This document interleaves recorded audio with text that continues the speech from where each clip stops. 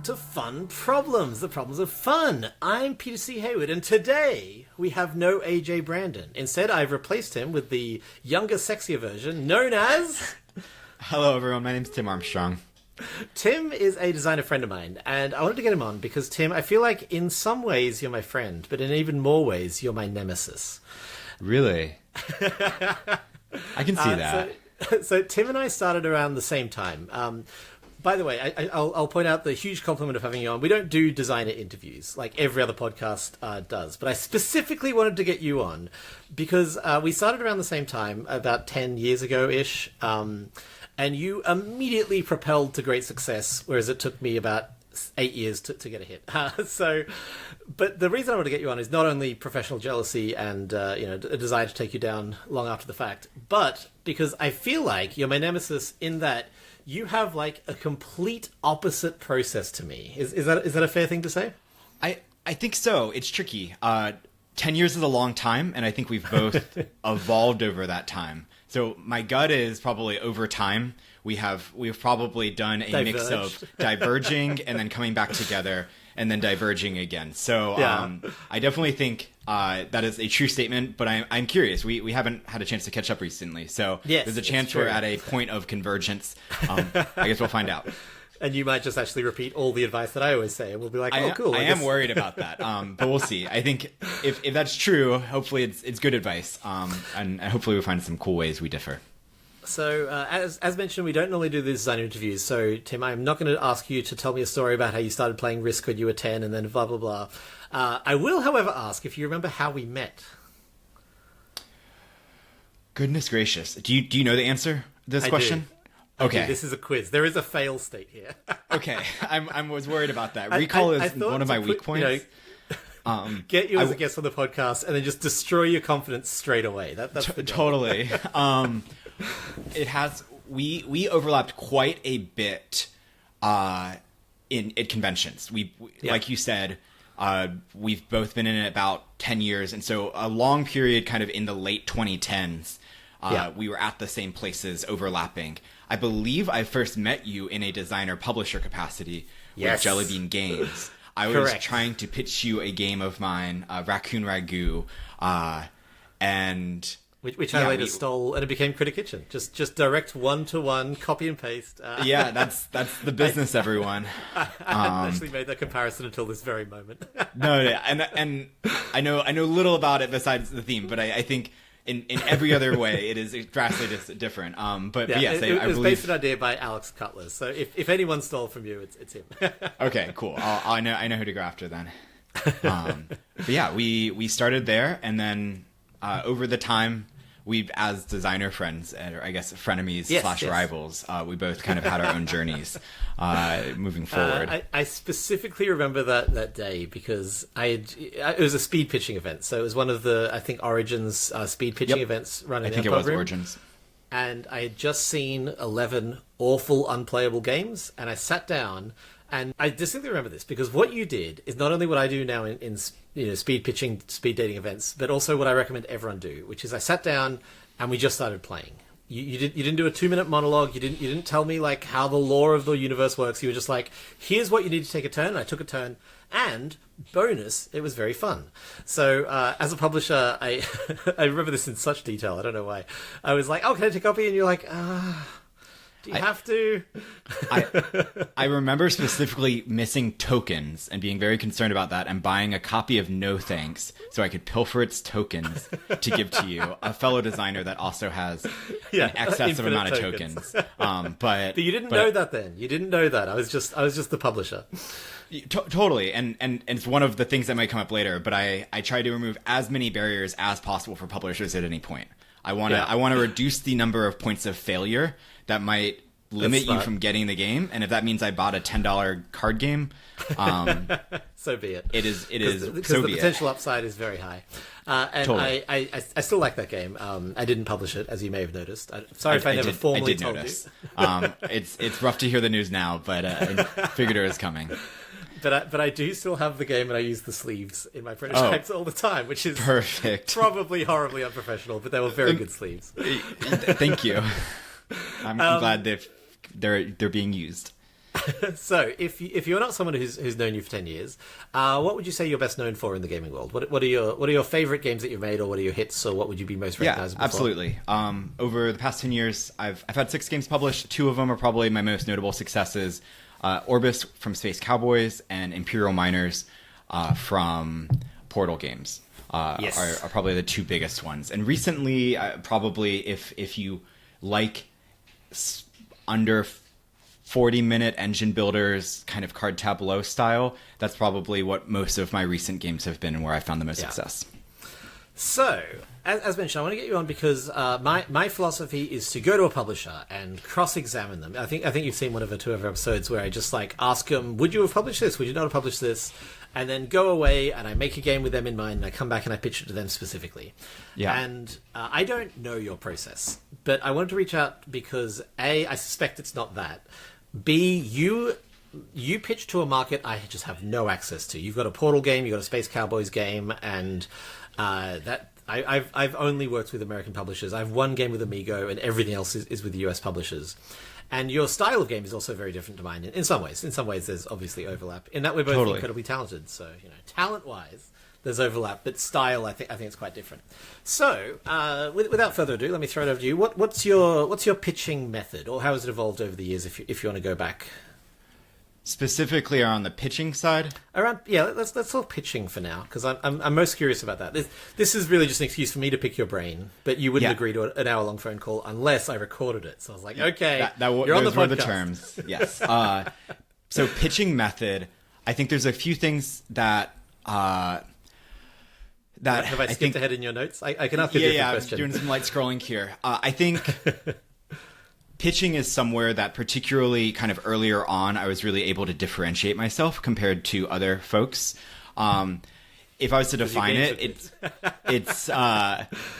it just hustle really hard, which is borders on your unhelpful advice. But I think designers gravitate towards the work that they love the most, which is design. That's why they got into it. A lot of people didn't get into it because they love like B2B sales. That's not necessarily the passion that brings you to being a designer. But B2B is business to business for those who are not in the the corporate world. Yeah, totally. So pitching to other businesses. So I think naturally people, when you think about how they budget their time towards these game design like activities, most of the time spent on designing and then less of it spent on pitching. I think I'm the same way, but I think I've also realized that, hey, if I can skew a little bit more of my time towards this pitching side and not just the actual act, but also like the researching and the planning and the prepping of materials and such, like everything not designing is kind of in this bucket. There are dividends here. Let's dive into that. What is the prep phase for you, the research? How are you literally doing that? Are you just going on BGG? Are you on the Cardboard Edison publisher list? What's your process? I think those, so I think part of it is identifying the potential publishers. I think Cardboard Edison's been a great resource that didn't exist when I first started, but now exists and is really helpful. I think BGG for those who also... don't know, Cardboard Edison's a wonderful couple in New Jersey who run a site that just has every publisher currently taking pictures, and they keep it. I think it's once a year I get an email as a publisher being like, "Hi, we're updating our thing. Has anything changed? Here's what your last one looked like. Please answer these questions. If anything's wrong, let us know." And they really do try to keep that up to date as to who the publishers are, what they're looking for, and how to reach out to them. That's what the compendium is. So what other methods do you use? Honestly, a lot of the pitching that I was doing was around conventions. So I would use a convention as in a couple ways. One, it's a forcing function for me. This is a part-time thing that I do. I have a day job. So conventions were really useful as a forcing function to be like, all right, I have to do all of these things by Gen Con in August.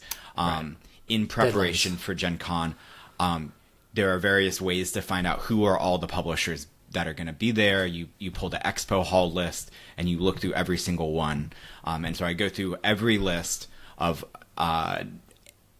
A game, B, like A publisher, B publisher, and I look through all of them. I say, who are you? Do I know who you are? Do I know what your target is? Do I know whether you're accepting pitches or not? Do I have anything that matches with you? I go through the entire list. I try to send out emails beforehand to set up meetings.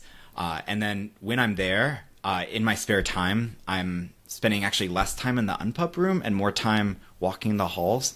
I've had multiple games come about from just finding someone that I didn't know who they are, starting a conversation during a lull, learning about them, and starting that relationship. So conventions are less playtesting for you and far more targeted pitching. Absolutely. That is the reason I go to conventions, unless it's like a specific unpub event or something. Right.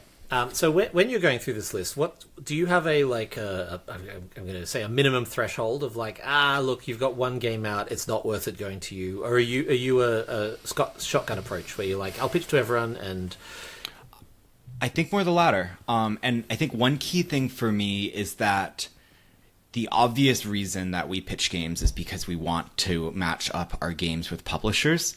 But the other thing that I don't hear talked about as much is that pitching is the main way that I network with publishers, particularly new publishers.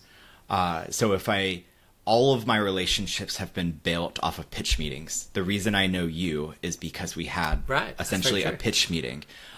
So obviously, if I progress with a publisher and I get a game signed and such, then our relationship evolves to more than just pitch meetings. But typically, for most of the publishers that I know and I see and I say hi to and I check in about, it is usually over a pitch meeting where that happens. So I want to pitch to a lot of people because ultimately only one person's going to sign it.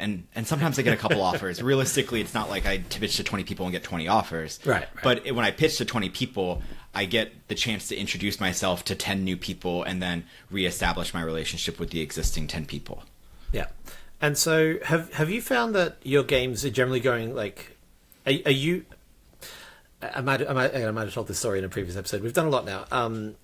I learned from an actor once that you don't get the first audition you do for a producer. You will generally audition for a producer, and then when you meet them for the third time, they'll be like, "Oh, hey, it's that guy that I liked," and they're just kind of more warm to you right from the start. Is that your experience with, like, say, Space Cowboys? 100%. Space Cowboys is a weird one. Sometimes you just get lucky, and that's how I'd think about that one. But it was Space Cowboys, my game Orbis, which was one of my first big successes. I emailed Space Cowboys and got a response within the same week, in which I emailed them a rulebook, and then the game was exclusive with them within the following 2 weeks. So a fluke. If you put in the hard work, sometimes you get lucky. It's like the Badlands story. Totally. Yeah. You got to take those shots, and sometimes you're going to get extremely unlucky. Yeah. And things just really aren't going to work when otherwise all signs said they should have. Sometimes you just get really lucky. If you do 100 pitches, odds are one might happen. And straying into unhelpful advice a little bit, I'll also say, and I think I mentioned this in the unhelpful advice episode, that like your games, Tim, are just very good. And so when you bring a publisher game, they're not like, oh, good, it's this guy again. They're like, oh, I didn't sign that one for whatever reason, but I remember liking it and liking him. And so they are genuinely very excited to see the next one. 100%. It's tough. Unhelpful advice to just say, just make good games. It's that easy. Go ahead. I will say, though, if a game is not wowing people, if I'm getting mediocre responses, I pull it and I don't show it the rest of the weekend. Really? Because I remember... It doesn't happen a lot, but if I'm like, wow, that really bombed, I don't. I'm like, I need to take this back. Keep pitching it. Yeah. Because I want people's reaction to be, this person is bringing a very polished game, and they know what they're talking about, and they have a good eye for the market. I want every publisher I meet with to have those takeaways of they're good at communicating, they understand my needs, this game's really tight. Oftentimes it's not for them. It's even a lot of great games get passed up for various reasons. Absolutely. And I don't try to show someone a game if it's clearly not for them, because that's demonstrating that I don't fully understand their needs. But if it can potentially be for them, I want to show up, and I want that to be an example of that game to represent me as a designer. Yeah. You mentioned it earlier, like, my success in this industry is built on the back of my failures. Every relationship I have has a trail of failures behind me. My relationship with you is out of a ultimately failed pitch. But I was still able to make an impression based on that no. That one game, yeah. So I want to dive a bit deeper into your convention, then I promise I'll ask you other things. But are you going around with a single game, or do you do the binder of games, or are you somewhere in the middle? It's evolved over time. Usually I have three. Usually I have three to focus on. And are you going to a publisher with, hey, I want to show you 3 games? Or are you going in and saying, I have a game, and if you don't like that, I have backups? I think it's usually best to lead with your strongest. It depends. I don't have a clear answer here. It depends on the publisher. Right. The more relationship I have with that publisher, the more willing I am to be like, I have these 3. And typically I usually, if I have a new pitch meeting, what I'll do is I'll start with the sell sheet. I'll put the sell sheet on the table, and I have a pretty streamlined like couple minutes before I start pulling out the pieces. Because the publisher, a lot of it is like understanding your audience, and the publisher at the beginning is understandably wary. They're in a lot of pitch meetings. They love games. They do this because they're passionate. They want to find the right games. Yeah. But you also realize that 90+% of their meetings that they have are, in hindsight, a waste of time. In some ways. So garbage. they're wary. I'm they don't being want less diplomatic than you. They're hot garbage. Totally. So it's important to understand that from the perspective of the publisher and say, like, I want to understand that I don't want to be presumptuous. I want to kind of raise your commitment level over time. Obviously, when they're circling around to my game already on the table in a speed pitch, it's a little different. But if we're new here, I don't want to be like, all right, like, let me start the 5-minute setup. Yeah. No, we're not at the setup. They don't care about my rules yet. They still are trying to evaluate whether I'm worth their time or not. And so I kind of meaningfully keep it light. And sometimes when I don't know, I will show them a couple of sell sheets, and then I'll ask them, where would you like to go next? And allow them to guide it some. That's so interesting. I'm genuinely already so glad I had you on. I wasn't until now, Tim. I was horribly disappointed, but now I had the feeling. So I'm going to keep unpacking this. So you'll come in. So firstly, you still make sell sheets for all the games that you're pitching, right? That's the every single there? game has a sell sheet. I got lazy in my success sometimes and didn't always make a video. I'm going back to the every single game also has a 2 to 3 minute video. Again, you are the opposite of me. I am so much lazier than you. I love it. I do think this is a key area. When I think about our compare and contrast, I do think it's the key area of I polish something to the 9s. Yeah. I do all my work before.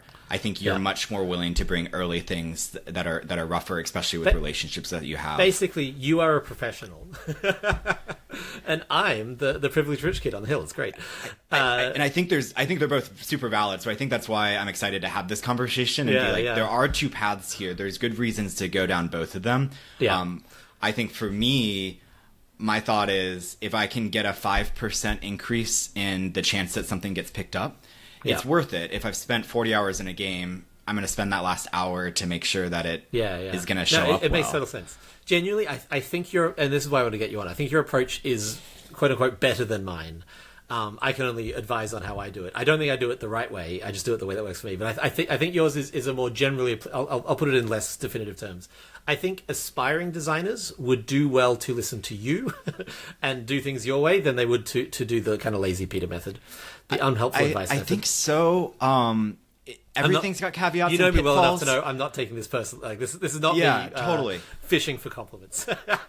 I think there are a couple costs of what I'm talking about here, though. Yeah. I think one is if your game's just not good enough, you are going to spending that time on the sell sheet. Okay, you might learn more before you get rejected, or you might spend more time before you realize, oh, no publisher wants this just because it's not good enough. Yeah. So that's probably one of the pitfalls of what I'm saying has worked for me. Yeah. But yours is also much and just flat out much better for those cold meetings where you don't know them. And that's literally why we call that episode Unhelpful Advice. I was like, don't do this. This just happens to be how I do it. I want to go back in time a little bit. You said that you bench a game unless it is wowing people. Are we talking play testing or are we talking publishers exclusively there? Where's your litmus test held? Which hall? It is, it's both. You have to see certain checkpoints before it's kind of ready. But what I was specifically talking about there is I have in the past mid-convention benched games because of the feedback I'm getting out of publisher meetings. Right, if I'm not...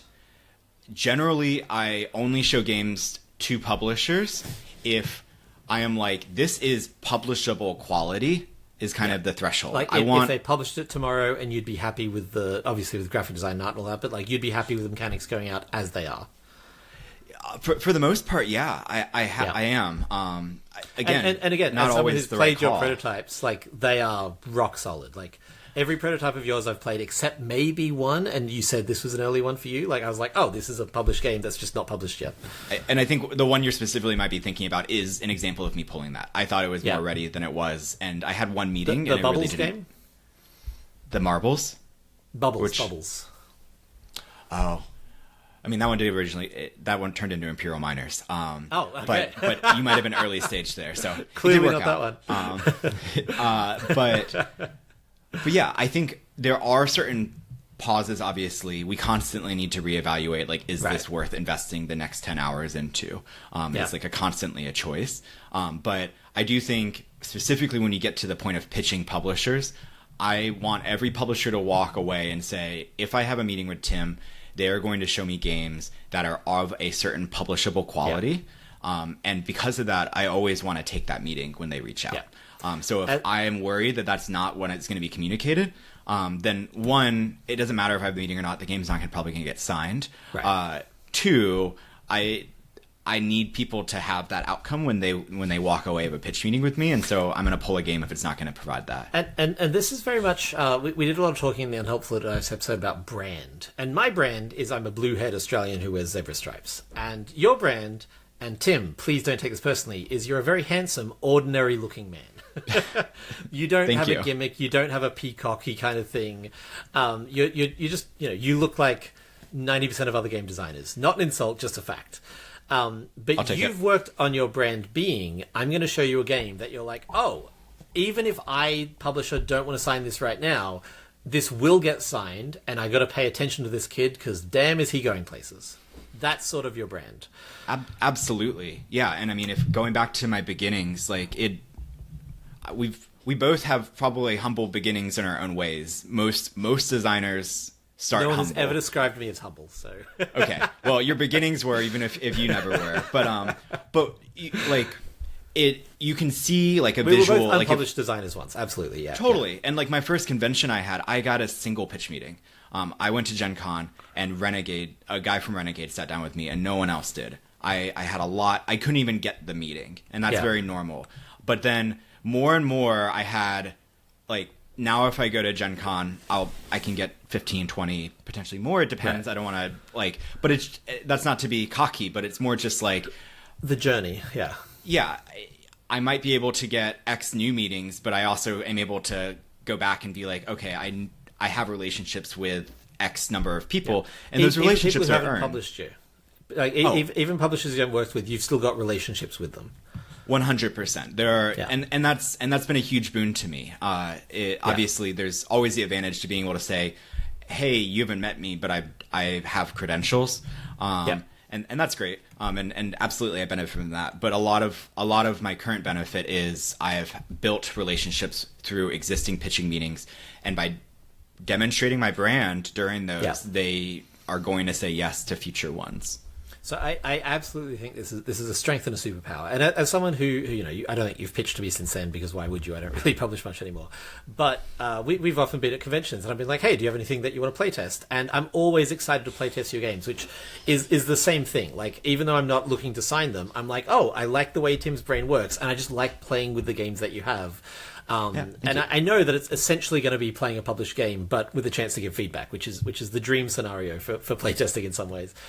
So you said to me once, and I hope you don't mind me repeating this on the podcast, you don't work on a lot of games, and this is an area where we really differ. So very much. I think we coined a term, rockstar games versus cute games was sort of how I differentiated them, where I'll have like a rockstar game which is sort of like a Tim Armstrong game, where I'm like, okay, this is going to wow the publishers, and I know that someone's going to sign this, and now I'm just trying to find the best deal. And then cute games, where I'm like, this is a fun idea, and maybe a publisher will fall in love with it. And the irony being that Things in Rings was absolutely a cute game that Joe was like, I see it, and he took it and he made it my biggest hit. So that is one area where the Peter method sort of had strengths. But you're working on fewer games, and you're working on your fewer games much harder than I work on, say, my cute games. Yep. So do you have because you don't go to every convention, obviously. Like you said, you do this definitely part-time. not anymore. It is. I think my conventions have scaled back quite a bit. But yes. And so, are you? What was the phrase you used earlier? It was a great phrase. When you have like a upcoming convention, it's a. It's like a forcing function, I think. Forcing function, yes. So are you booking a convention using it as a forcing function? Or are you like, I'm going to keep designing till I have 3 games that I'm proud of? Three, Tim Armstrong Rockstar games, and then I'm going to go bitching. I need a Rockstar. Yep. And then I create, or I need a path to a Rockstar, and then I book the forcing function. Obviously, if I've got multiple, great. But I need a game to bring, because otherwise... there's no reason for me to be there, from my perspective, because I am all business, all pitching at conventions. So I need something to pitch. Oftentimes I'll have other games. I'll kind of have a primary and a few secondaries that maybe didn't get picked up the last go round. And then I do need that forcing function, because as I get older, I find that there are more things in my life that compete for my time, and so it's important to have a goal to shoot for. Otherwise, timelines just expand. I found that a lot during COVID. Timelines just endlessly expanded, where you're like, oh, I'll just spend a year on this. You have a life outside of this, and it's very easy for that just to not do this. But this is totally. A hobby that you love, and a profitable hobby for you. I would dare say. Yeah, totally. And if I look back, I am grateful for the time I spend on it. But I need those forcing functions to kind of keep my head in the game. Yeah. So let's pivot slightly. I want to ask you about non-convention pitching. You mentioned that the Space Cowboys, you just emailed them. Actually, no.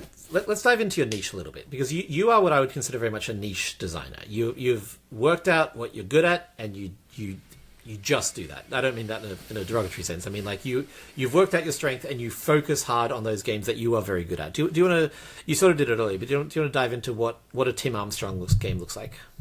Yeah, absolutely. I think I've fallen into a bit of a niche.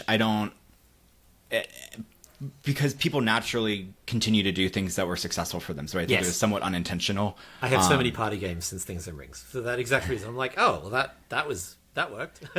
you get feedback on what the people around you like and what the publishers like, and you naturally want to create things that are going to go over well with the audiences happy, you like. Yeah. So I think a few things about my brand from a design standpoint, always under an hour. I'm always in that entry, Gateway Plus. Gateway game. Gateway game plus is really my audience. I think it's just way more pitchable. It's from a publisher perspective. I don't know if you've listened to any of our Daniel.games episodes, but this is a point that he makes repeatedly. He's like, you can make a 3-hour Euro, and there are 10 publishers who will consider it. You can make an entry weight 40-minute game, and there are 1,000 publishers that will consider it. If you're trying to hit the numbers, that one is clearly better than the other. Totally. And I have my game that is my heaviest game has really struggled to find a match. And I think whether intentionally or unintentionally, I kind of absorb that information, and it naturally navigates like where I'm going to put new energy and new designs towards. Yeah, it's absolutely. like, okay, you want that $40 or less MSRP. It can shift sometimes what people's target price points are, but generally that's a pretty safe range to go for. So that's my main target. And then unintentionally or not, my main design niche right now is engine builders. Yep. I think naturally people love an engine builder, and we're talking sort of Splendor, Century, Spice Road kind of weight stuff. Maybe a little bit heavier than that, but maybe like a touch, like Gizmos kind of thing. So that maybe that plus sort of the Orbis weight, I would say. Totally. You could say a random design, totally. And a few of my things have ways to reactivate cards in your tableau over and over again. I think is an organic way to create that engine building feeling, to create the arc of the game, to allow people to naturally create cool combos. It's those wow moments. It's the strong feedback of being able to do greater and greater things, to be rewarded for doing something clever. And without having to learn a bunch of new stuff every time you activate your engine too. It's a really, like, it's worked really well for me in a few games. I think there's a world where, like, at some point I'm going to kind of reach my limit there and I'm going to pivot. Like, I'm still in my, like, Uwe Rosenberg, I found Tetris tiles and I'm going to make 5 or so games on those and then I'm going to kind of move off of it. But having someone just do something more and more, it gives you that arc, it gives you that engine building, so things that players really like, but it does it in a way that doesn't add complexity. You're like, you just did the same thing you did last turn, but now you have 2 cards here in a row. And it's like, you can create basic rules that create the structure that allows for that arc and allows for that complexity to happen more organically. The best known example might be something like Wingspan, where you literally place it, activate it, then place the next one, activate it, and the plus one. And you're like, whoa, I'm doing it again, but as part of the combo now. Wingspan is the best known game of this thing. Unfortunately, it's someone else designed it, and props to them. You're not it's the designer amazing. of Wingspan? What? I know. Weird that you didn't mention that in your intro. I know, but amazing job, kind of thematically connecting it all and everything. But that feeling that Wingspan has, I think, many of my games have. Kind of tightening it in and crisping it and bringing it down from a 90-minute game down to like a 45-minute game. And is this because that's what you as a player want to play, or is your taste as a player wildly different to you as a game designer? No one's going to cancel you. Don't worry about it. No. It does align well with my taste. I'm trying to think about if that's the reason that I chose this path. I warned you, this is going to be hard-hitting journalism where you're going to have to really examine who you are as a person. Yeah, that's laying what it Fun all Problems out. is known for. I do think it is area that interests me. I'm trying to think. I think all of my designs are games that I enjoy to play. I think that's a basic thing I would suggest to people. You have to play your games a lot. You have to play your games, and also you have to be able... Sorry, I'm going to interrupt you and say what you're going to say, but first, this is our rivalry coming back, Tim. Every chance I get. The thing that I always think is, like, you can't tell if something's not fun for your target audience if you're not the target audience. If you're sitting there being like, I'm having a great time and your target audience is hating it, well, then you're not going to be able to design as well as you can. If you're like, I like this, I don't like this part of it, let me fix that. But you can't detect that. I think you can't detect that as effectively if you're removed from it. So you got to make something that you love and then make it more something that you love.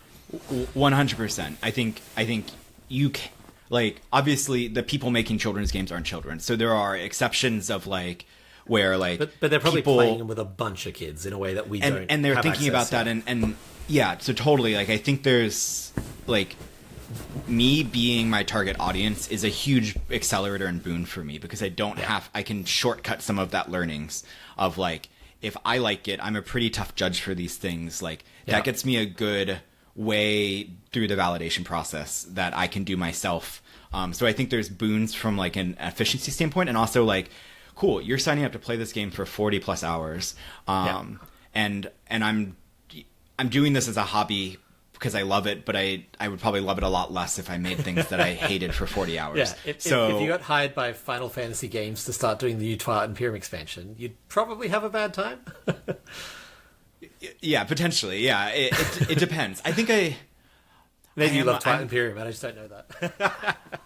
I do. That's the thing is, I love the type of games I make. I am a pretty broad liking gamer. Like I do like TI4. So there's very few games I don't like. I think this is a specific area that I do really find interesting. And when I play others' games, I'm intrigued and want to see how they're doing it and what I can learn from it.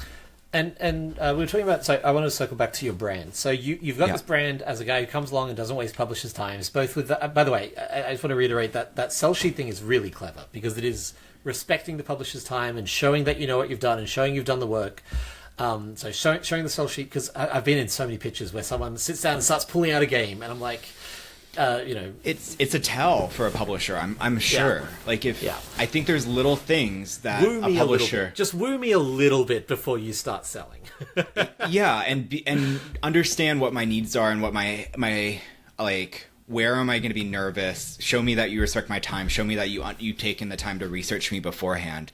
Like, I think there's things you can do to demonstrate that, and there's also things you can do that kind of demonstrate the opposite, that you're a little deaf to those needs. And I think that will start to shift people subtly. Again, all this is minor, but accumulating 5% advantages or disadvantages matter.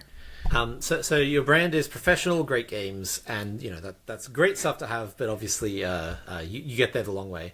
But then also, do you find that having this niche in game design, and I don't mean like super narrow as in you're making the same game again and again, but you've definitely like found your target audience and your target publisher.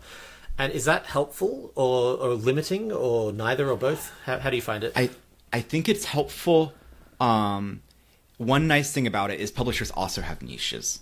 Right. So the relationships I've established, some of them lend really well to what I'm talking about. Like if as you talk to publishers, you probably can think of a couple publishers that like when I'm like, I want this weight game, this audience game, I want to provide the wow moments, I want to have engine builders, I want to have kind of these simple terms and kind of unique spins on like all those things. Like I can visualize certain publishers that I know are like, yeah, that's the type of stuff our audience really likes. That's the type of stuff that I will publish. I'll be publishing 1 or 2 of those every year because they're safe and that's what we make, and that's we make. know how to sell it. Yeah. And so I've, over the time that I've been doing this, been able to build relationships with those publishers. I also have other relationships because not everything I do is cleanly in that.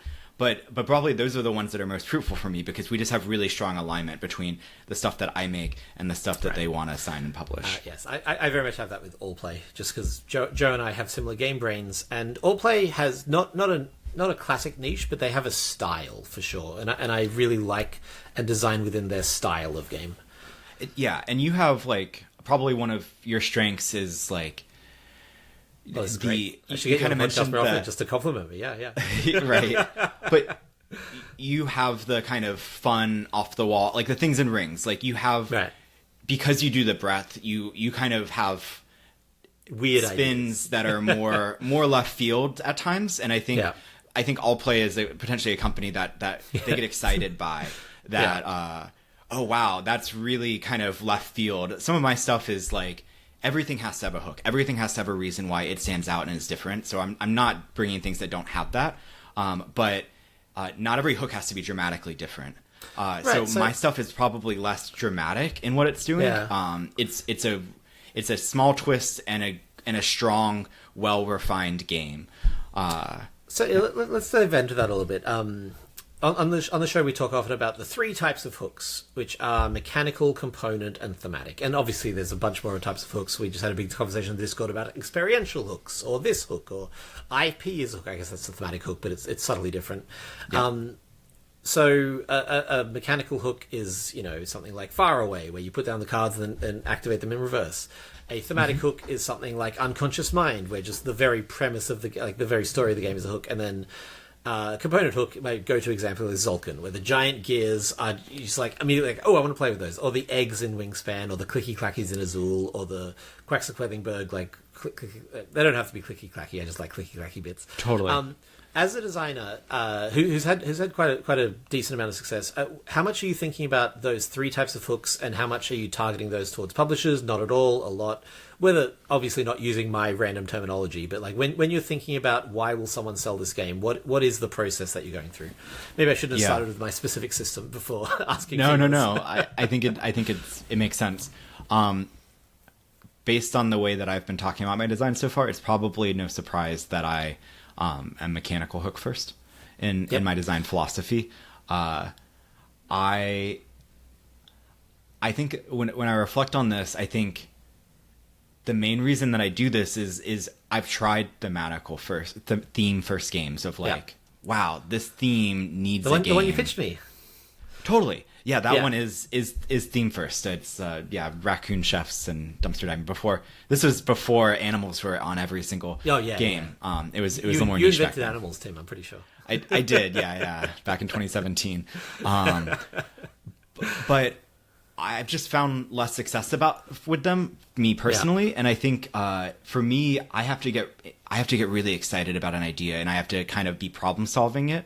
That's like my design process is like, okay, can I problem solve, and can I like, how does this figure out? And I've got, okay, I figured out this part, but I haven't figured out the end game yet, and all of this. I found that the games that start mechanically, they get the gears turning for me personally. Yeah. And I need that self-proportion. I need that excitement because, again, I have a day job. I have a lot of stuff going on. So Right. I need We get it, I need Tim, to find you have friends. You've made it clear. I understand. at least 3, and they're very very time Very consuming. needy. Very needy friends. So I think there's valid ways to approach both. I think the key thing is the hook, which you've kind of called out. Like you have to have a reason that you stand out in the market, and you have to have that reason be something clear and easily articulated. Can you run us through like maybe 2 or 3 of your hit games hooks, if that's easy for you to do? If not, I can move on. Yeah, absolutely. So Imperial Miners is one of my more recent games. In it, you're kind of mining down, and every turn you play a card, kind of digging further down in your tableau. You activate the card you played, and then you venture back up to the surface. And in venturing back up, you activate every card you pass through. So the cards you're playing are going to get activated over and over again. That one's nice because there is some small theme tie-in. It's obviously not a theme first game. I think Portal did a great job bringing it to the universe, and if you haven't seen the art, it's amazing. But can you explain in 1 to 2 sentences what's the main thing you're doing? And you kind of talk about it a little bit, but you don't have to over explain. You don't have to be like, and that's really cool because you get to build this engine. Right, like, people probably get that, but you're like, and then it's you very go show back don't up. tell. You don't explain why it's fun. You explain what you do, and the fun is in the listener's head. Totally, and that was that was intentional in like that's what I tell publishers in my elevator pitch is something like that. That's what publishers will tell people at the booth. And that's what friends will hopefully tell other friends when they bring it to game night. You need something like you want to think about like what is the cool thing, and if the cool thing is like, and then you have to do this, and then you have to do that, and if the cool thing can't be articulated quickly, it's gonna not only not serve you well at the publisher front, but even if it gets published and goes on later, it's probably gonna stumble in the word of mouth piece. Right. I call that the last pitch, or the final pitch. The pitch from like on game night, someone pitching it to their friends. So it's funny that you also have that because it's so useful as a designer to be like, go to a game night and just watch how people pitch games to their friends and just see that. And it's funny because like that is a very, obviously it got made. I'm not telling you anything you don't already know. That's a very strong mechanical hook, but it's not sexy.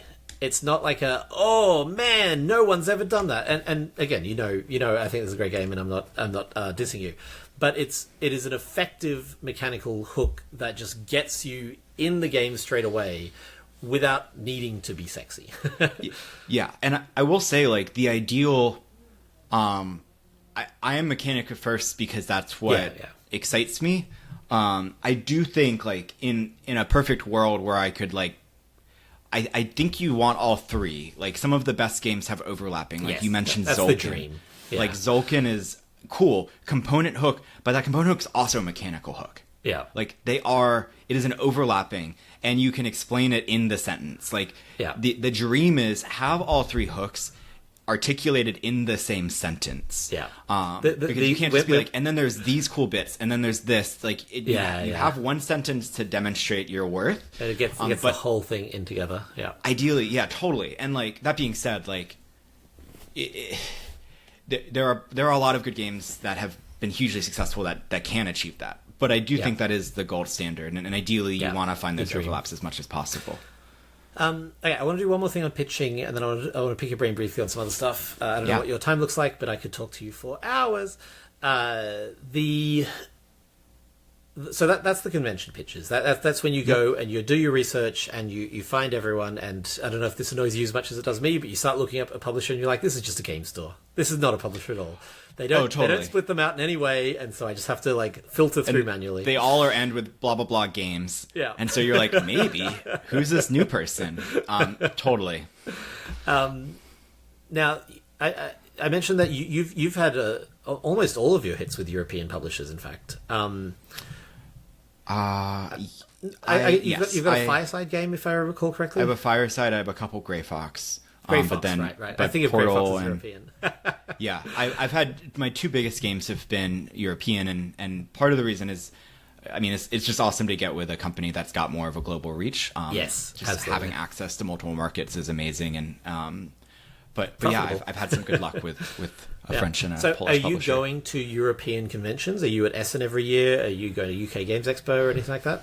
I have gone to Essen once, and I do think it's valuable at some point. If you are a game designer and money is not a constraint for you, or not a large constraint, Right.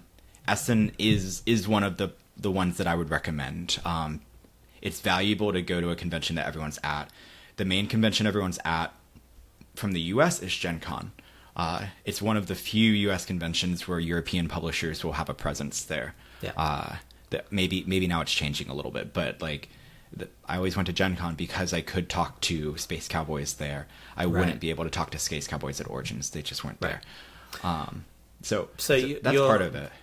But you've only been to Essen once, so I've only been to Essen once, and neither of the two games I mentioned there were signed through Essen. I mentioned Space Cowboys was signed over email, which, again, you get lucky. My friend Eric Slauson, who I'm sure you know also, he once sat down and explained to me how good it is to pitch to European publishers, because they read their emails and then they reply to emails, and I was like, whoa, they what? That sounds crazy. So I want to touch briefly on when you're emailing a publisher. You've got the sell sheet, you've got the 3-minute pitch video. Any tips, any tricks? This is a weakness of mine, so I just want to learn. Yeah, so this is a newer thing for me. This one trick I'm going to share. So I don't actually know. Again, sometimes I'm like, is this actually real, or am I just like imagining it? I have stopped putting any types of links or files in my initial email that I send to people. I just send text, because other types will land in spam filters. Really? Okay. I think so. I've reached out to some publishers that I was communicating through to other channels. Like I've on occasion I've had a publisher be like, "Hey, I like your other stuff, like over BGG or Facebook or something. Can you send me stuff?" And then at least once I've emailed them and they said, "Yeah, I didn't get anything." And then we realized that my files were going to their spam filter. Yeah. And ever since then, I'm like, I never want that to happen again. So now my first email that I send out is like basically a paragraph. cover letter. Yeah, essentially. I want to keep it short, so I want to keep it to the like blurb, where I want to kind of cover some of the key details about player count, time, weight, and get the hook in. I also introduce myself and mention a few of my published games. And then I say, like, if this interests you at all, I'm happy to send more. And then I have the pitch video, I have the rule book, I have the sell sheet, are the three that people typically want to see. Are you recording pitch videos on TTS, or are you pulling out a camcorder, like it's the 80s? Are you pulling out your iPhone or smartphone and recording from there? No, I do it with a camcorder, Peter. I'm a believer in the cam. I'm bringing it back. Yeah, camcorders are coming back. Put in my VHS tape. And, no, now I feel really self-conscious about it. And I'm like, here's the pitch. Yeah, exactly. Now I'm doing TTS, which I find a lot easier. It's not my strength, but I think the most important thing is that you have one. I think you have one, and it's 2 to 3 minutes. I think is the most important piece. And TTS, pulling it out and putting all the pieces there and doing it was a very painful process, and because it took a lot of time, I just didn't do it as much. TTS, I can just be like, all right, like, this isn't your favorite thing, but take 15 minutes and just do it, and then you're good. Yeah. Gotcha. I think that. Do you have any other thoughts on pitching, or else I will jump into? I have some notes here. Yeah, I'm happy to move. So, your games are, and again, I'm going to use the derogatory term and know that you're going to take it the right way. Your games sort of stray into the multiplayer solitaire kind of area. I don't think they are strict multiplayer solitaire, but they are low player interaction. Yes, some of my games have more, but the games that I will be known for, kind of that are coming out recently and upcoming, That's the area that I've leaned into. And was that a deliberate choice of, like, you've seen where the market's going? Because I know the market loves a multiplayer solitaire. Or was that just your preference thing, or... I have a lot of thoughts on this. I think... Give me your juicy thoughts, Tim. Your arm is strong and your thoughts are many. I think it is a needed choice for certain things that I've kind of gone into with my designs, particularly like card tableau games, and like engine builders and such. I have a couple strong thoughts. One of my strong thoughts is like trying to tick a box for interaction is pretty worthless. I think either you need meaningful interaction or you might as well have no interaction. And so sometimes you have this like low interaction area where you have like, oh, well, don't you know we're like trying to get cards from the same trade row.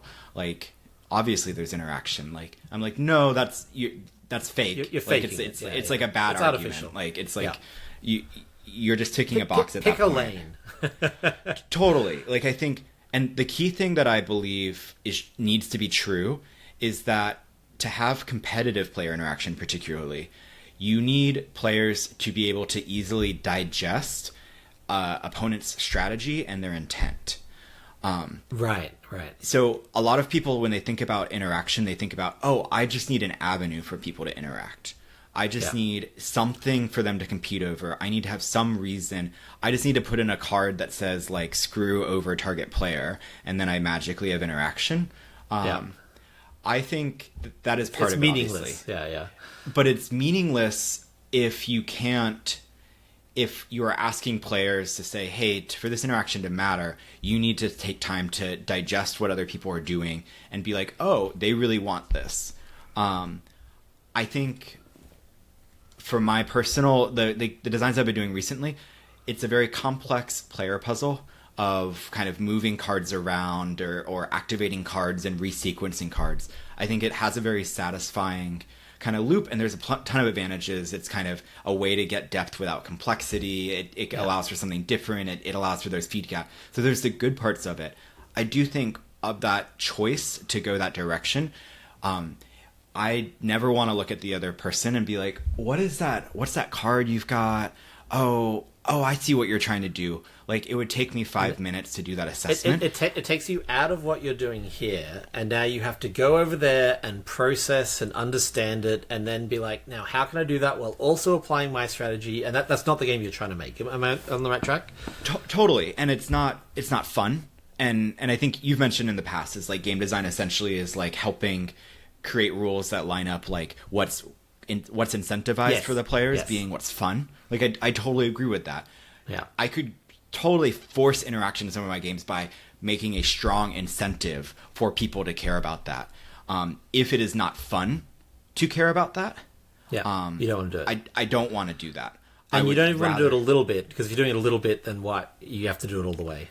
There's a Daniel Games quote I always think about everything I do now, which is a game should have a lot of a thing or none of a thing. Totally, that's how I feel about this one. I think interaction's great. I love games with interaction. I have some designs that are high interaction. This particular space, I've grappled with a lot because a lot of the games that have a lot of good that I've been doing somewhat recently, some publishers want to tick boxes with it and be like, well, where's the interaction? Like, and it is an easy place to kind of, if you're a critic or you're a player or something, like it's an easy place to kind of discount a game to saying, well, they don't tick this box, so clearly the game's not that good. It may not be right for everyone. I think it's right to have like targeted audiences instead of making a game for every person. But I feel very strongly about like sometimes the right choice is instead of trying to create more interaction, it's actually like, let me just cut the little bit of interaction I have and be able to use that as a way to streamline it. I've moved multiple of my games from turn-based to simultaneous by removing the last bits of interaction, allowing gameplay to kind of go much faster. Triple to quadruple the length of the game. Sorry, totally. Other way around. The speed of the game, not the length of the game. Yeah. Well, I mean, simultaneously, it now takes 4 times as long. I've done something very bad. Yeah, hopefully not. But yeah, like I think it's an interesting area to think about because a lot of designers, as they're working on their games, they are conscious of the interaction. I think certain games thrive on interaction. I think interaction is amazing in that interaction provides built-in replayability. Like the fact that chess has been replayed for hundreds of thousands of years, like that's because it has that interaction, like that it provides like an endless amount of replayability because you can kind of learn and adapt. On the other extreme, something like Just One, where it is all about the person that you're, not only the person, the people that you're playing with on every level. Like that's what the game is. Totally. And it's a way to like to get that replayability, to get that like depth and that fun with minimal complexity. Like you don't have to, like Just One doesn't have to like make all those rules. It's allowed to be effortlessly simple, but then I replay it over and over again. I think it's needed. So I guess it's like, it is super good. I think a common pitfall and something that I've kind of planted a flag and said I'm not going to try to do is like trying to aspire for it in every game. Particularly if you're trying to tick a box with some low effort interaction. So how do you feel about Orbis? Because Orbis is a very kind of, I guess it's not that solo. It is a solo game with a central draft, so you're always taking from the middle, and that's affecting it. It's actually way more interactive. It's a bad example, but it is in that middle space. It is a sneakily higher interactive game. Yeah, it is, isn't it? I was. It's kind of like Splendor in that way. They both have a good bit of interaction once you realize that like there's a finite amount of chips in Splendor, and me having like it's like subtle. It's clearly not like a war game in terms of direct interaction, but both of them have like. In Orbis, the hook is that there's a grid, and when you take a tile, cubes from that match that tile's color spill out to the adjacent one. So you kind of want to like find where you can be, where you get all the tiles that have all the cubes on them. And if you're over highly competitive tiles, then you're going to have to kind of take them before you want to. So and the cool thing about it is it has a very simple tableau in front of you that's easily digestible by colors. Yeah. So it goes back to that thing of you're allowed that interaction because you can look and you say, oh, you're going for a lot of red. Like that high level of glanceability and being like, I get what you want. But the more intricate the puzzle, the less glanceable it is to use this known metric glanceability. Yeah, and people love intricate puzzles. I mean, there's a ton of commercially successful games that have had a really juicy, satisfying puzzle, and that's been like a recent-ish area that's really thrived. I think there's certain groups that don't care for that because it does have that multi-solitaire feel, but I think it's correct because making me care about what you're doing when you have such a complex thing in front of you and you don't want to look away isn't the right move. You don't want to force people to do something when that's not natural or fun. Azul, I feel like, is the one that has the most transparently interaction in like what could be a solo-y game, because Azul, like halfway through your first ever game of Azul, you're going to be glancing over and being like, oh, I know you want that, so I've got to think about that very, very quickly. So Azul is a very high interactive game that with like maybe 2 tweaks could be a multiplayer solitaire game and be, much, much worse for it. So it's like Splendor. Like you said, Splendor, it takes you a few plays to be like, oh, I really have to start paying attention. Azul, you kind of pick that up straight away. Totally. It's not leading to a question at all. I have a few things I want to talk about. If you have to go, let me know. We can go fast. I'm good. So we've both been doing this for 10 years, and I've been taking this month off. I'm in England right now. I was going to say sunny England, but as we've been talking, it's been less sunny. And so I'm on vacation, but I really wanted to get this podcast up with you before I got back to the States. I don't like talking to you when we're in the same country. It's my one rule. No, we too big egos. We need to have some space. Yeah. This country ain't big enough for the both of us. Yeah. And so having 3 weeks off games, and having said that, I went to the UK Game Design. I've been UK Games Expert. I've been playing games. Yeah, congrats by the way. I think I saw something about you getting an award for. Oh yes. Critic Kitchen won the Family Game of the Year, which is very delightful. That's so cool. Thank you. I'd accept the thanks, but it's really Alex's game. I just put my name on the box. It was very sneaky of me. So, other than UK Games Expo and playing games with my friends and having a few calls with AJ about our game that we don't ever stop talking about, someone in the Discord has nicknamed it Pesticides, which is such a cute name. We might nickname it that from now on. I've not been doing games. I've been like, I think I needed a break. I think I really needed a break. And so I just wanted to check, I want to ask, not check. I'm checking in on you, Tim. That's why I called you here. This is actually an intervention. I want to ask about how you deal with like burnout and that kind of stuff, because you have been doing this not full time, but like intensely for a decade now. It's probably the topic I think about the most right now. Is that the subject of your next game? No, I don't think I don't. I don't make games because I think about them a lot. I make games because I think they're going to be good products, and I do not want to personally play a game about burnout. Could be a racing game. Burnout. Maybe there. Maybe we got something. It's a lot of what I described earlier of like just work really hard and go do all the things and do every little thing that gives you an advantage. 110% on every single game. Yeah, like it's that easy. Like just work your butt off in every single area and never like show anything less than perfection externally. Like all of that has its merits, and that's why I talked about them and I said it's good to do, especially if you're just really motivated and that's what you want to go do. Keeping that up over a decade, and through other life events that just make things tough to juggle, it is exhausting. And I think I have experienced burnout multiple times. Probably many designers that have been in the game for 10 years have experienced burnout. It's when I talk to people that have been in it for this long, it inevitably comes up as a conversation. And it's just something. Even with like 3 hits behind you, you're still like, cool, gotta grind, because those sales drop off shockingly fast. Oh, totally. Yeah, and that's like the sobering truth of when you are a new designer. Success in this industry is a grind. Is fleeting. It is fleeting, and it's easy to have like when you're in there at the beginning, you're like, I just need to get a signed game, and then everything's changed and it's a whole new thing, and then you get to it and then you just realize that like this is the very beginning of the journey. It opens doors. It undeniably opens doors. It's a great thing, and it's a huge milestone, and to be someone that has a signed game, you are more fortunate than 99% of the other aspirational people out there. Like it is a huge milestone, and at the same time there is so much more to have to go achieve, and then like what you meant, like a game's like shelf life is 3 months. It depends on the game. Obviously, you want the evergreen hit that will kind of keep you afloat and provide opportunities and expansions and so on and such forth. But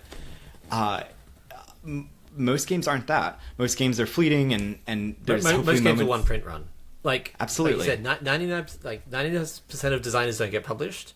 99% of games don't get a second print run. I don't literally know the numbers, but I guarantee it's not far off that. Yeah, 100%. And it's 99%. Tim, learn to listen. Come on. No, but in agreement there of like it's tricky, and it's and so just trying to like take a step back and be like, how do I do this in a more sustainable way moving forward? Tips? What are your hot tips on how to do it in a more sustainable way? I think one key thing is, and it's a common framework, and you might have it as well, of like the results focus versus the process focus. Yes. I think it's a key thing about in childhood education, which I didn't study, but I was reading an article about it. And if you tell a kid like, "Oh, that drawing's beautiful," cool, you've taught them to aim for a result. If they don't get it, they've failed. If you tell a kid like, "Hey, looks like you're having fun doing that," they're like, "I am having fun doing that." It's not totally what you're talking about, but it has overlap. 100%, and naturally, I think the bias in this industry and with myself is result focused. We get into this oftentimes because we want a game signed. We want to see our name on a box. We want to see it on a shelf or in a Kickstarter campaign. And especially if you're going into a convention with that, like, I've got a pitch. Totally. Like, I've gone to conventions with 10 games that I thought were going to be signed and walked out with not a single offer, and it feels miserable. But you gotta start enjoying the process. Yeah, totally. And that's the thing, is like, it's a tough time in the industry to be really results focused. It's tough out there. It's really tough. I've been doing this since the mid 2010s. Every year has been harder to get a game signed, but the crappy thing is every year moving forward is also going to be harder. So it's kind of like there's if you're getting in now, there's no better time than now to do it. The only better time is if you had a time machine and could go backwards to like the beginning of the best time Kickstarter to boom. plant a tree. Yeah. Yeah, totally. So it's hard, and so I think like if the satisfaction you get is out of the result of it at the very end, it's really tough. And so I've had to be very thoughtful about where I do that. I think much more about what is good for me this year is much more about the processes that I'm able to do. I want to spend certain time. I want to validate that the time I'm doing, I'm enjoying it, and be excited about it, take pride in what I'm doing, feel really good about the small milestones and about the work that I'm doing, and that the work ethic that I'm showing. I think trying to derive that satisfaction from that, and then also being aware. Totally. Literally, like you play engine builders because you love them, but the process of pitching and signing and designing games is an engine, and you've got to enjoy building that engine. This ties directly back into what we're saying of like, don't design a game you don't like. Like, totally. You'll burn out 3 times as fast if you're not enjoying the games that you're working on. You got to love them. Yeah, and there are those moments. Like, probably one of my favorite moments in game design is when you find a cool solution for a problem, and then a playtest, and it plays as well as you're hoping. Oh, the rest of the best day. moment is when you solve 2 problems with 1 solution, and you're like, I am a god of design. I have done the thing. It feels so good. I'm floating for the rest of the day when that happens. Absolutely. And taking those moments and appreciating them for what they are. The good thing is I'm doing the exact same stuff. I might be less all in on some of the pitching stuff because again, I was approaching burnout territory there, but I'm doing a lot of the same stuff, sometimes at different intensities, but then also just a change in the mental focus of where I'm getting the feedback and where I'm celebrating successes along the way. Do you do a lot of solo testing, or do you only put it in front of other people? What's your status with that? It's a mix of it depends on the game. One nice thing about some of the games I've been making that are much more kind of personal puzzle is they are very solo testable. So it allows me to get really kind of get those quick iterations, which I love. But then obviously certain games rely on the interaction that's needed. And so if I can solo test, I'm probably solo testing every 2 times for every group test I have, just to get...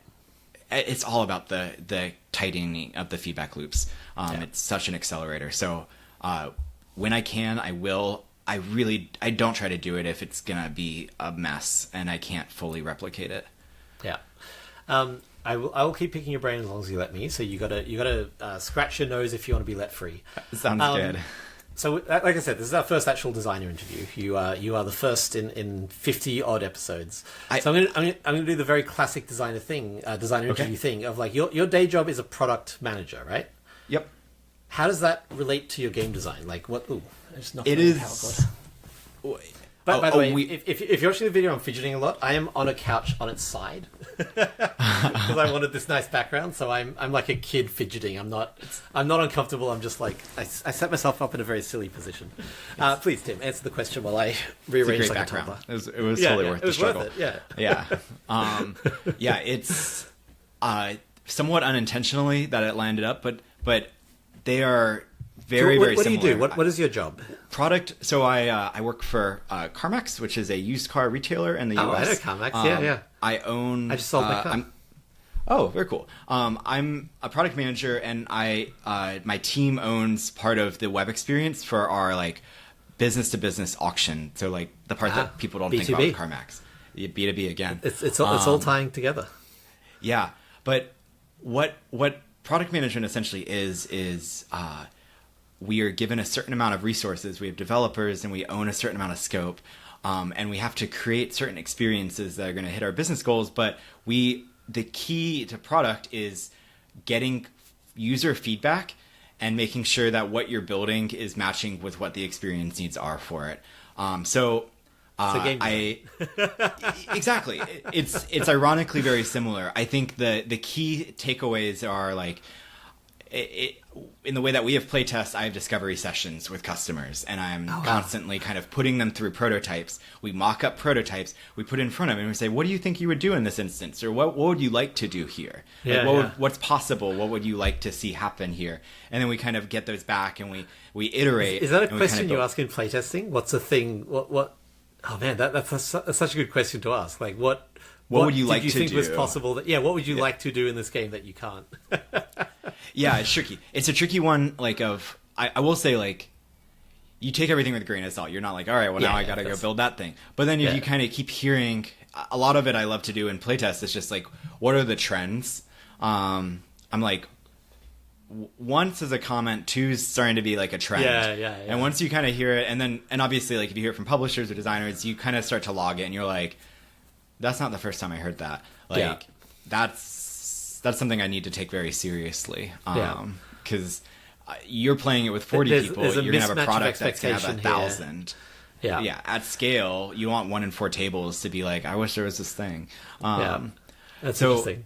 Yeah, it's all about, like, a lot of the things we talk about in game design are same in my day job of, like, how do we shorten that iteration cycle? The pitfalls are you work on something in isolation and you take a really long time to put it in front of anyone, and then it's super risky. Sometimes you happen to be magically right, and the things that were like in your brain worked out magically on the table, and that's lovely. But more often than not, your brain and the table don't one-to-one translate, and you're like, man, that fantasy in my head that I was building towards really didn't come. And you want to say, okay, that took me a week to figure out, or that took me a couple of days to figure out, instead of, man, that took me 2 months, and awesome. We're really doing it. So it's cool in that way. I've my day job and my hobby kind of mirrored each other a lot of ways in the fact that I'm in both sides trying to minimize the iteration cycles and the timeline between them to try to get that feedback really quickly and fail fast. Yeah. That's great. Yeah. I didn't realize I was going to say literally do playtests. Not literally do playtests, but essentially do playtests. That's so funny. Yeah. Like the ones you see in the movies with the one-way mirror. Are you behind the mirror watching them and Yeah. Well, we literally like can like watch website sessions and things like that. So we can be like, it'd be like if you had your game out to thousands of people and you were able to see them and be like, oh, let's just go see how that game was going. It's pretty cool. That's the dream. I guess BGA lets you do that after the fact. You can look at the stats and be like, oh, cool. We should fix that before it went up. I think it'd be so cool at some point to have a game successful enough that you got to do a second edition. And there's certain games out there that have been able to like be like, well, through the ages BGA had thousands of playtests as well. I think, like that's so cool. Obviously, you first need to create a game that people want to play thousands and thousands of times, and then maybe one day you get that opportunity. Okay, Tim. Here's the question we ask every game designer we have on for an interview. Which is, what are your game design weaknesses? I like how you said that, and after saying that this is the first one. So ironically, I think about this a lot. Probably very healthy. Probably that going back to that, how do I get the right mental game? Probably need to work on that a little bit. I think there's a few weaknesses I have. One is, as I mentioned, I push really hard kind of pre-signing. I'm like working really hard and I want to bring it kind of polished and publisher ready by the time I put it in front of him. I don't think that's a weakness. I'm just lazy. So there are a few offshoots of that. I've kind of mentioned the burnout and you might overinvest in bad games. I think a third one is like, by the time a game gets signed, I'm burnt on that game. Like I love the game and I want the best for it, but gosh, I've been spending a lot of time thinking about it. Ironically, when the game gets published and people are like, "Oh, I can't wait to play it with you," I'm like, "Do we have to?" Yes, I'm done with this. I love you and I love the game and I will play it, but I can't. I don't have the same. Gap between like final files and getting the game is almost a mercy then, because you're like, okay, I can't make any changes, and now 6 months later, you're like, oh, I have the game. Maybe I can touch it again. Totally, but the weakness here sometimes is like, because by the time it gets signed, it'll sometimes it'll sit for a year or two, and then it'll do some like developer iterations and things like that. In the past, I think I have been burnt out on the game, and I've probably like underdeveloped. I've kind of let it be more hands off and for better or worse. And so I think when I look back, You're working there's with a some few amazing publishers to handle it. Oh, totally. And that's the great thing is all of my games have been in good hands, and there's a lot of really smart people that put out good products. But even just like, I've had a couple games that have had like misprints on cards and rule books and like kind of final. There's just things like that where like I think I'm just like, great. No, I trust you if you and. No, it's just the benefit of my method is that I am a control freak, and I obsessively go over every single card every single time. Like, there's a new version of French Toast coming out, and every card is literally just an object and its name, and I'm still going through each and every single one of them, being like, check, check, check, check, check. And I've missed that because I'm like, you know what, this is your job, and I trust you. But they're also juggling a ton of things. I will die if I touch this anymore. Yeah. But I'm very not control freak at this point. Games of mine get themes changes and things like that. Right. In some ways, it's a good thing. Publishers like to have the final say and like to have that control. Yeah. And I'm like, great, I trust you. I know you're going to make a good product. Like, let's do this. But it has burnt me a couple times. Now I try to write out exactly where the game is when I'm done with it, because sometimes it's really hard to pick up when you're like, oh, this thing, I think it was pretty good. Yeah, go ahead and ship it. Like, versus like, no, I knew that there's some stuff I wanted to do, but it got signed, and then just like helping set weakness, and then with the publisher trying to be better about like setting clear expectations of like, hey, like I'm gonna check in at these points and see where we are. I kind of just like let it, and historically just like let it go in the ether, and then they'll just be like, hey, by the way, Kickstarter is up next week, and I'm like, all right, hope it looks good. So. I think one of the other things that I've noticed about myself on the weakness side, I really fall in love with my own ideas a lot. It's devastating. It's hard. The more I'm able to detach from my ideas, the better my games get. It's a 1-to-1 correlation. And like, the more I can be like, I like this idea, but maybe it's not great. It just gives you that freedom to mess with it. Whereas when you're in love with an idea, it's great because you're energized and you're thinking, like you said, you're thinking about it all the time, and you're like, pitching a game that you're in love with is so much fun because you just like exude excitement. But the flip side of it is absolutely that you're like, oh, no, you can't change that. No, it's perfect. Back off. What are you doing? Totally. And is that the direction you're going? I jumped in. Yeah. Like, I think there's a couple ways that it burns you. I think one is like working with a developer or taking feedback, or like people are like, I really think, you're just like, definitely not. Like, I think what I've learned, I made just this knowing game for me, and I've let you play it. Be happy that you got to touch it. I think I've learned over time that sometimes I just need time to digest. In the moment, in the playtest session, if you're just like, I really think we need to do this, or we just need to make everything way more powerful, but I'm just like, but the balance, or whatever. Like, I think my initial reaction, me once, like 2 weeks after a playtest session. I playtest this is during lockdown. We were playing testing on TTS, and I gave some note. I literally don't remember what it was or what the game was. And I think like you're so I'm like, no, look, this is this. I know what I'm doing. And then 2 weeks later, you're like, hey, I tried that thing and it worked. And I was like, oh, I forgot about that entirely. Totally. And I think now I just know that about myself is like in the moment, if I'm presented with new information that kind of differs from the thing that I'm really excited about, I'm definitely in the moment. My reaction is to put friction up. But more often than not, I do receive that feedback and I do incorporate it. And so now I just know, like, it just has a cooling off period. Yeah, just take the time to I just need time to process that information and implement it. In no way did you do this, but the worst thing you can do when playtesting is argue notes. And sometimes I will question notes, and sometimes if they really push, I'll be like, I think I want it to be this way. But like, the best thing you can do is if there's a note you disagree with, be like, okay, interesting, and write it down. There is no cost to writing it down. They feel heard, they feel listened to. And then after that cooling off period, you can go revisit, like, if in... I've got a game, Tiny Folk Cafe. You've got these spell cards, and there's a whole category that everyone thought were too weak. And I was like, no, they are so strong. Everyone was wrong about this, but I just noted every time someone thought they were too weak. The other day I was playing, it was like, man, these spells are too weak. And it was just really good to be able to be like, okay, the thing that people have been saying, and like go back to what they suggested and what their thoughts were. Because at the time I rejected it offhand because I know my game, guys. How dare you give me feedback on the game I asked you to playtest? But then after that I was able to be like, oh yeah, it should, like, what did they suggest? That would actually work really well. Yeah, absolutely. And it happens a lot. Like, it's just like, people have valid things to say. Not everything needs to always be incorporated, and pay attention to trends and such. But like, it's okay to not immediately have like to take that information, to be so open to internalize it, get over your own ego and your own thing that you're in love with, and make the right decision. It's okay to be like, great, let me take that back. Like, we don't need to hash it out right now. And then more often than not, they do come out.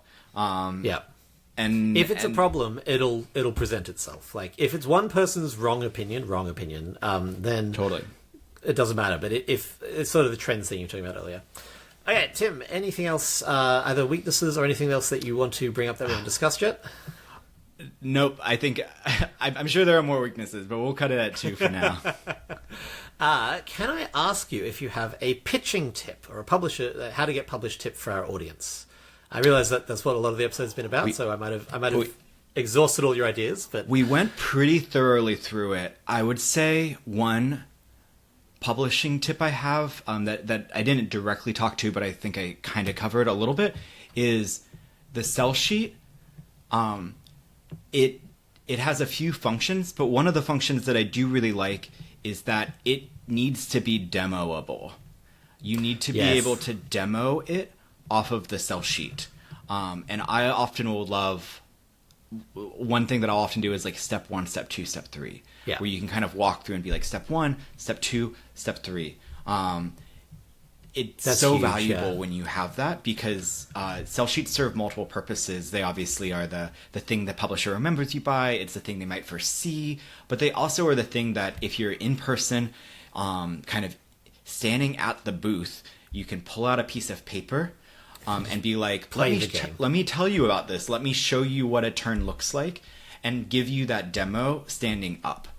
Or at the table before you pull out all the stuff. Without having to set up anything, with a piece of paper, you can demo the game. 100%.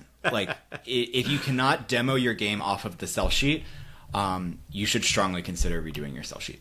Interesting. I would love to, if you're able to, get some of your sell sheets, because we do sell sheet based episodes, and we try to start with a game that's been signed, so that we're sort of showing like a game that the sell sheet worked before we start picking apart the problems. If you're not comfortable with that, that's a-okay. But I think yours would be super valuable, because you've had such success with them, and that is a really useful, tangible tip.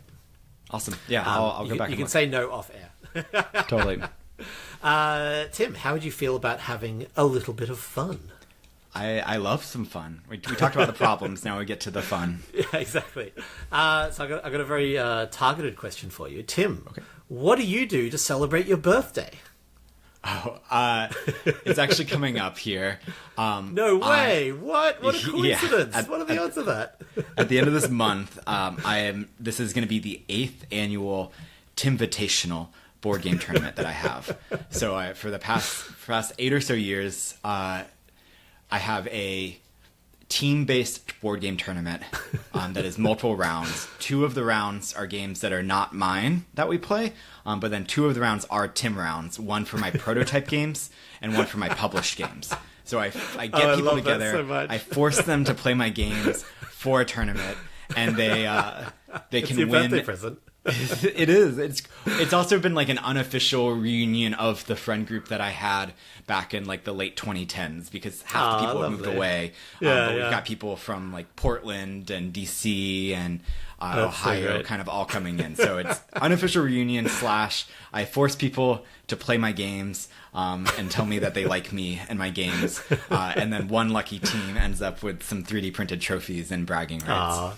Do you play, or are you just the adjudicator? I do. And do you win your own games? The people that go to this tournament would give me a hard time if I did not say that I have won all but one of the years so far. So not only do I have my own tournament, I also invite people over to then. It is a team based. There is a committee every year we have stats. Yeah, so a few other people get to win with me, but we have stats taken for everyone naturally, and we have we correctly weight teams based on historical Previous performance. successes. And... So it is third party audited. I just happen to get lucky every year. It's called the but Tim yes. Invitational because Tim wins every year. It's great. It's in Yes, the title. Tim invites it. We play Tim games. We award Tim with a trophy at the end. It's a great day. So Highly you recommend. said you didn't win one year? The 1 year I did not win. No, and Did you go home and like, okay, study up for next year. I'm gonna crush it next time. Yeah, everyone reminds me a lot of the 1 year I did not win. That's so good. My birthdays are much more low key. I generally take every year off something. So like last year I took off conventions. Didn't go to any conventions last year whatsoever. This year, what am I off this year? This year I'm off eating outside of. It had to get very specific. I don't buy food in LA alone or with people who live in LA. And it had to get really specific because I'm in the UK for a month and I can't not go out to restaurants. Like, it'd be ridiculous. Totally. And when my son comes visit me in Henry, when my son Henry comes visit me in LA, or when Alex comes and visits, we got to go out to eat. Like, you have to. And so it had to get really specific. But my birthday is often a cheat day for these things. It's a nice day where I'm like, you know what? I'm gonna go to a nice restaurant. I'm gonna have a nice meal this year on my awesome. birthday. Which is very nice. Tim, thank you so much for coming on. This has, I think, been super, super valuable. Obviously enjoyable. You know you're a charming mofo, but really valuable and just so useful to get that non-Peter opinion. I sort of dominate the podcast with my opinions, weirdly, as the host. I think they're good opinions. I've really enjoyed. I'm now a listener. Really enjoyed listening. But yeah, it's been awesome to talk with you. I will give a disclaimer, not to you, Tim, but to other designers out there. I reached out to Tim and said, Tim, you have such a different method, and I really think it would be valuable to get you on. Please don't reach out and ask to be on the podcast. So far, our guest list has been Tim at the end. But thank you so much for coming on, and I'll see you at conventions this year, maybe. Yeah, let's find a time to meet up. Are you going to Origins? Probably not. Potentially Gen Con. We can do this chat. off air. Yeah. Thanks so much, Tim. Bye. Awesome. Thanks. Bye.